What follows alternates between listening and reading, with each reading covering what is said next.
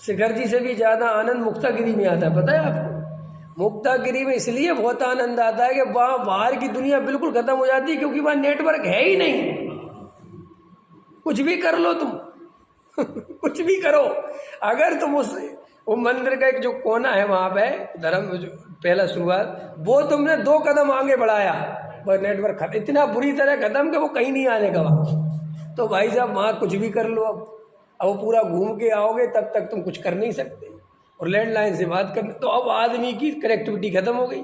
तो कनेक्टिविटी खत्म हो गई तो अब जो कुछ है वो वहीं देखेगा, वहीं जोड़ेगा, बाहर का कुछ करना ही नहीं कोई।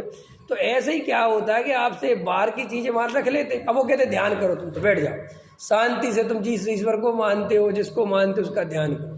तो आदमी को क्या है, नेचुरल जीव शांत स्वरूपी है, जीव कोई दुख स्वरूपी तो है नहीं। मैं स्वयं आनंद स्वरूपी हूँ, मैं ज्ञानमयी हूँ, मेरे में कोई दुख भुख नहीं है। ये दुख का कारण तो पर से जुड़ना, पर में एकत्व करना, पर में ममत्व करना, ये सब कारण दुख के बनते हैं। नेचुरल जीव दुख रूप नहीं है। नेचुरल तो समझते हो ना, पानी नेचुरल कैसा है? नेचुरल सहज शीतल, उसमें कुछ नहीं है। पानी को आप देखो, नदी का पानी देखो, कुएं का पानी कहीं तो शीतल, उसमें कुछ नहीं है। लेकिन उसको अग्नि पे जल रख दो तो वो गर्म हो जाता है। ऐसे ही जीव स्वभाव से बिल्कुल शीतल है। हम बहुत आनंद में, हमारे कोई आकुलता वाकुलता नहीं है। हमारी जितनी भी आकुलता चल रही है, जितना भी दुख चल रहा है, वो पर से संबंध जोड़ने के कारण चल रहा है। जैसे अग्नि के संयोग में पानी उष्णता को प्राप्त हो जाता है, स्वभाव से शीतल है, ऐसे ही जीव पर द्रव्य के संयोग से, पर द्रव्य में एकत्व ममत्व कर्तृत्व भोक्तृत्व करके क्रोध मान माया लोभ रूप उष्ण हो जाता है, गर्म हो जाता है, आकुलता रूप हो जाता है। मूल में हम बिल्कुल शीतल हैं। इसलिए कभी कभी आपने नोटिस किया होगा, जब आप ये शहरशाला छोड़ के जाते हो वन जंगल में, जहाँ शांति है, जहाँ कोई बाहर का संयोग वैसे नहीं है, तो आपको बड़ा आनंद आता है।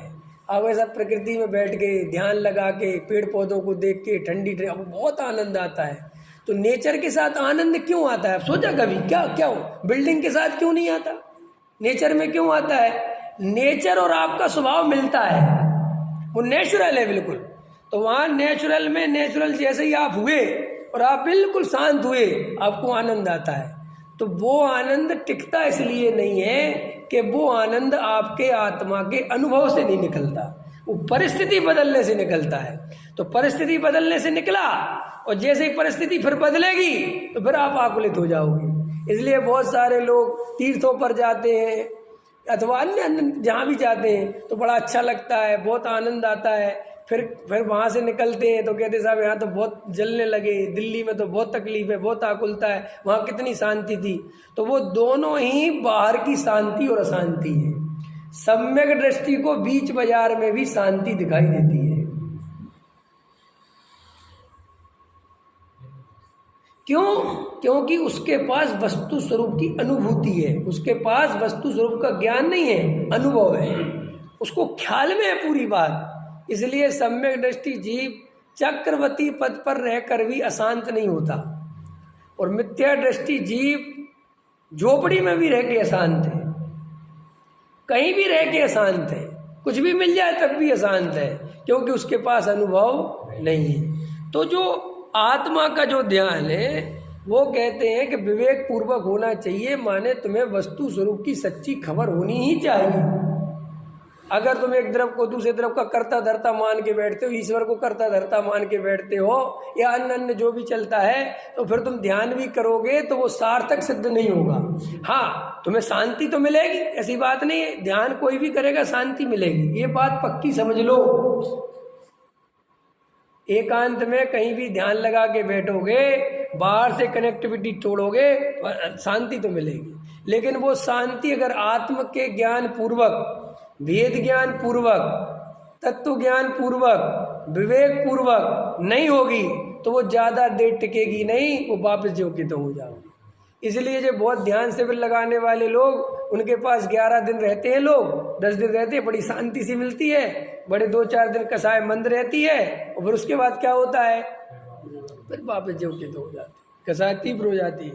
इसीलिए जैन दर्शन एक व्यवस्थित दर्शन इसलिए है कि वो ना तो डायरेक्ट ध्यान करने को कहता है, वो कुछ नहीं कहता, वो कहता है स्वरूप है वस्तु का, पहले समझो, हर चीज समझो। आपको डायरेक्ट एरोप्लेन उड़ाना नहीं है कि साहब जे रहा एरोप्लेन, हम उड़ा देते कि नहीं भैया ऐसे नहीं उड़ाना, मैं तुम्हें खराब कर दोगे, कि ले रही स्कूटर चला लो, ऐसे नहीं चलाना। पहले इसके फंक्शन समझ लो चलती कैसे है, पहले देखो शांति से। ऐसे ही तुम डायरेक्ट ध्यान करने बैठ जाओगे बिना वस्तु से तो भी कुछ नहीं मिलेगा। और दूसरी बात, तुम समझते ही रहोगे कि हम तो समझते रहेंगे चलाएंगे नहीं, तो भैया फिर भी कुछ नहीं होगा। तुम्हें समझना भी है और चलाना भी है। मोक्षुओं में हो क्या रहा है कि समझ ही समझ रहे हैं, और वो महाराज वाले समझ बिल्कुल नहीं रहे, चला रहे हैं। सही समझ जाए, उनसे कह रहे कि भैया पहले समझ लो, मैं कह रहे बाद में समझेंगे, पहले महाराज पहले बनेंगे, कपड़े पहले उतरेंगे, सम्मेलन बाद में सुनेंगे तुम्हारा ये सम्मेलन क्या होता है। और मुमुक्षु कह रहे हम कपड़े उतारेंगे ही नहीं चाहे कुछ हो जाए। वे कह रहे हम सब समझेंगे।